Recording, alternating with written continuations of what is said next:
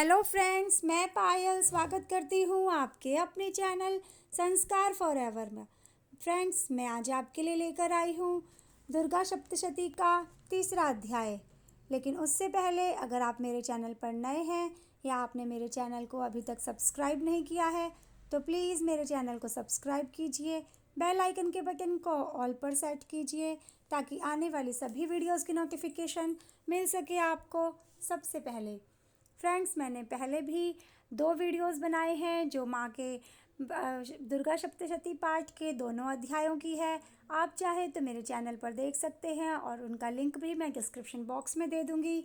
आप इन नवरात्रों में सभी अध्यायों का बहुत ही अच्छे से मन लगाकर श्रवण पान करें, क्योंकि माँ दुर्गा अपने सभी भक्तों पर समान कृपा करती है और उनकी सभी मनोकामनाएं पूर्ण करती है।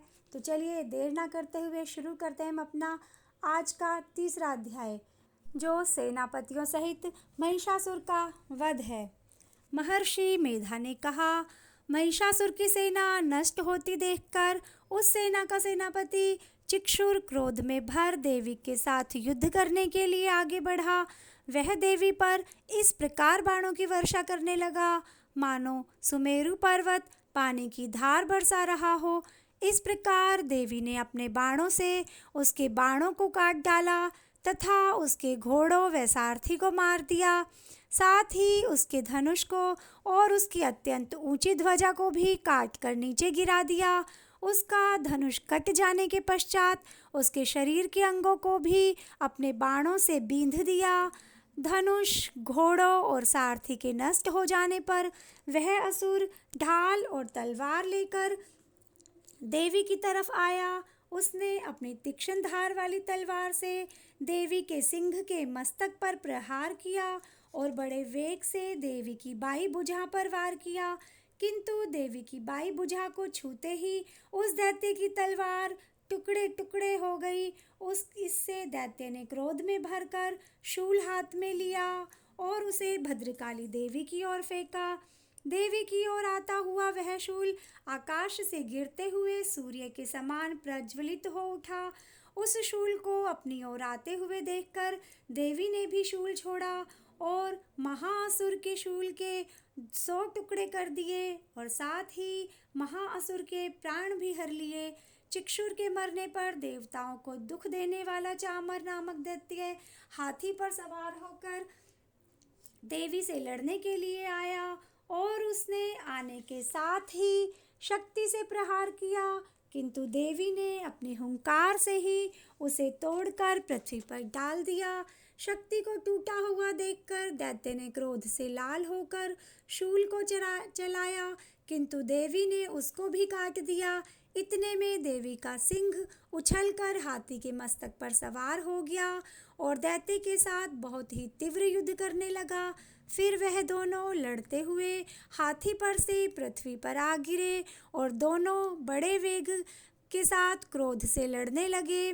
फिर सिंह बड़े जोर से आकाश की ओर उछला और जब पृथ्वी की ओर आया तो अपने पंजों से चामर का सिर धड़ से अलग कर दिया।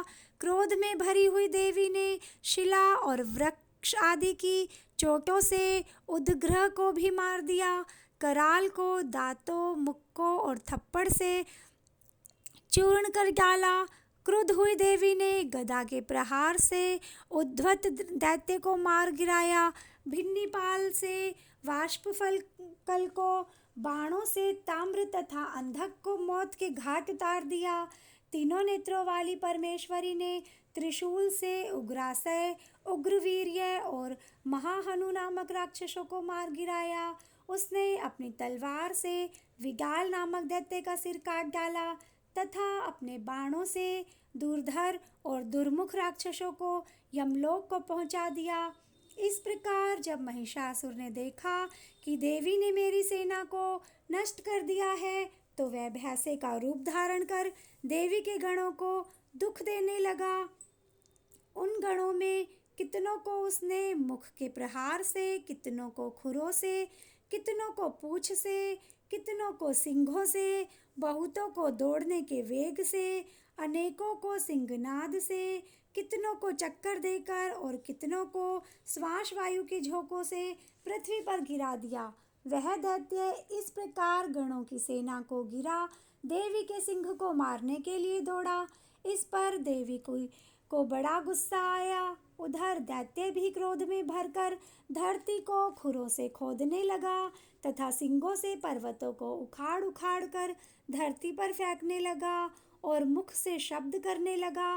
महिषासुर के वेग से चक्कर देने के कारण पृथ्वी क्षुब्ध होकर फटने लगी।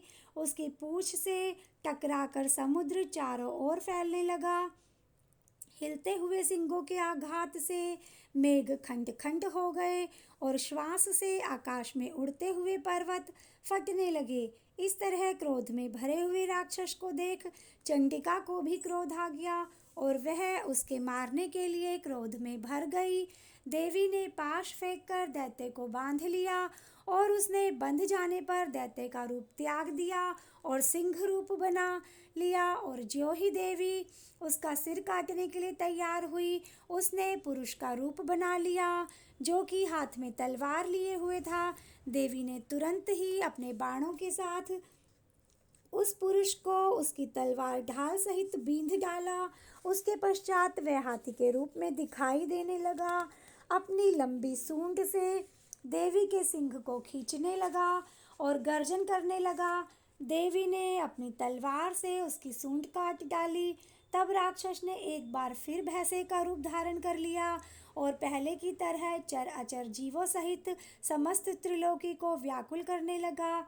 इसके पश्चात क्रोध में भरी हुई देवी बारंबार उत्तम मधु का पान करने लगी और लाल लाल नेत्र करके हंसने लगी। उधर बलवीर्य तथा मद से क्रुद्ध हुआ दैत्य भी गरजने लगा। अपने सिंघों से देवी पर पर्वतों को फेंकने लगा। देवी अपने बाणों से उसके फेंके हुए पर्वत को चूर्ण करती हुई बोली, ओ मूढ़, जब तक मैं मधुपान कर रही हूँ तब तक तू गरज ले और इसके पश्चात मेरे हाथों से तेरी मृत्यु हो जाने पर देवता गरजेंगे। महर्षि मेधा ने कहा। यों कहकर देवी उछलकर उस दैत्य पर जा चढ़ी। उसको अपने पैर से दबाकर शूल से उसके गले पर आघात किया। देवी के पैर से दबने पर भी दैत्य अपने दूसरे रूप से अपने मुख से बाहर आने लगा। अभी वह आधा ही बाहर निकला था कि देवी ने अपने प्रभाव से उसे रोक दिया। जब वह आधा निकला हुआ ही दैत्य युद्ध करने लगा तो देवी ने अपनी तलवार से उसका सिर काट दिया। इसके पश्चात सारी राक्षस सेना हाहाकार करती हुई वहां से भाग खड़ी हुई और सब देवता अत्यंत प्रसन्न हुए तथा ऋषियों महर्षियों सहित देवी की स्तुति करने लगे। गंधर्वराज गान करने लगे तथा अप्सराएं नृत्य करने लगी। इस प्रकार हमारा दुर्गा सप्तशती का तीसरा अध्याय समाप्त होता है। अगली वीडियो में, जिसमें माँ दुर्गा सप्तशती पाठ का चौथा अध्याय लेकर मैं शीघ्र ही आऊँगी।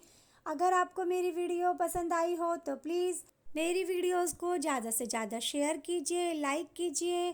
कमेंट बॉक्स में जय माता की लिखना ना भूलिए, क्योंकि संस्कार अपनाना रखेंगे जारी। रीति रिवाजों की अब है बारी ऑन संस्कार for ever channel. Radhe Radhe, जय श्री कृष्णा।